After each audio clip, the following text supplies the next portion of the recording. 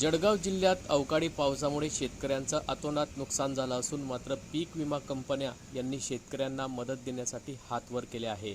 शिवसेना ठाकरे गटातर्फे व शेतकरी संघटनेतर्फे पीक विमा कंपनीच्या यावेळी मनमानी कारभाराविरोधात जिल्हाधिकारी कार्यालयासमोर निषेध करण्यात आला। पीक विमा कंपनीच्या वेदर ॲपमध्ये अवकाळी पावसाची नोंदच झाली नाही, त्यामुळे या कंपन्यांनी थेट शेतकऱ्यांना मदत देण्यास नकार दिल्यामुळे शेतकऱ्यांच्या अडचणीत भर पडली आहे। लवकरात लवकर शेतकऱ्यांना नुकसान भरपाई देण्यात यावी व मुख्यमंत्री देवेंद्र फडणवीस यांनी पीक विमा कंपन्यांना यावेळी कोर्टात खेचावे अशी मागणी शिवसेना ठाकरे गट व शेतकरी संघटनांनी यावेळी केली आहे। आज दिनांक 25 जून रोजी दुपारी 1 वाजता जिल्हाधिकारी कार्यालयासमोर पीक विमा कंपनी विरोधात जोरदार घोषणाबाजी करत आंदोलन करण्यात आले। या संदर्भात शिवसेना ठाकरे गटाचे उपजिल्हाप्रमुख भाऊसाहेब सोनवणे, शेतकरी संघटनेचे विभागीय अध्यक्ष संदीप पाटील व शिवसेना ठाकरे गटाचे पदाधिकारी प्रमोद घुगे यांनी याबाबत अधिक माहिती दिली। पीक विम्यासंदर्भात तुम्ही आंदोलन केलेलं आहे, काय मागणी आहे? मागील 8 ते 10 दिवसांमध्ये आपल्या जळगाव जिल्ह्यातील लोकप्रतिनिधी, सन्माननीय आमदार महोदय असतील, खासदार महोदय असतील, मंत्री महोदय असतील यांनी कृषी मंत्री यांची भेट घेतली व सांगितलं की आम्ही तात्काळ पंचनामे करून आम्ही केळी उत्पादक शेतकऱ्यांना न्याय देऊ। तत्पूर्वी काल त्यांनी मुख्यमंत्री महोदय यांची भेट घेतली व त्यांनी असं सांगितलं की आम्ही याच्यातून तोडगा काढू व शेतकऱ्यांना न्याय देऊ। आणि मुख्यमंत्री महोदयांनी यांना काय सांगितलं, जर विमा कंपनीने आमचं नाही ऐकलं तर आम्ही कोर्टात खेचू।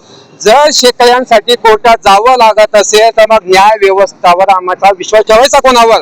आम्ही तुम्हाला कशासाठी निवडून दिलेला आहे? कारण की लोकप्रतिनिधींना आमच्या शेतकऱ्यांचं दुःख तिथे मांडण्यासाठी। जर आमच्या केळी उत्पादक शेतकऱ्यांना न्याय नाही मिळाला तर येणाऱ्या काळामध्ये तीव्र स्वरूपाचे आंदोलन आम्ही छेडू, असं मी आपल्या माध्यमातून सांगू इच्छितो।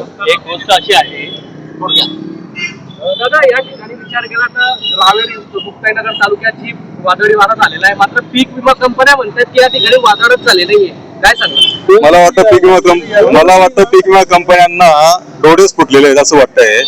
अरे त्यांना दिसत नाही का? कृषी विभागाने महसूल विभागाने पंचनामे केलेले आहेत। स्वतः मुक्ताईचे आमदार चंद्रकांत भाऊंनी व्हिडिओ कॉलवर शिंदे साहेबांना आडव्या पडलेल्या केळ्याच्या बागा दाखवलेल्या आहेत। आणि पीक विमा कंपनी म्हणत असेल की तिथे वादळ झालेलं नाही, तर एक तर त्यांची मती मारली गेली, एक तर त्यांची दानत खराब झालेली आहे, देणं आलं म्हणून रडू येतोय। याच प्रकार पीक विमा कंपनी करते।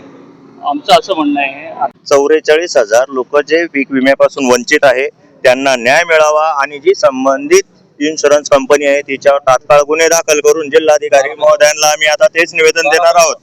आजच्या कंडिशनला जे 44,000 वंचित आहे त्यांना न्याय मिळणं गरजेचं आहे। आणि त्यानंतर मी सर्वांचं बोलून झालेलं आहे, मी फक्त एकच महत्वाचा टॉपिक सांगणार आहे की जे आपल्या जिल्ह्याचे 4 मंत्री आहेत त्यांना आवर्जून आमचं मागणं आहे की तुम्हाला या शेतकऱ्यांची थोडीही व्यथा किंवा येत असेल तर यांच्याकडे लक्ष द्या, विधानसभेत आवाज उठवा।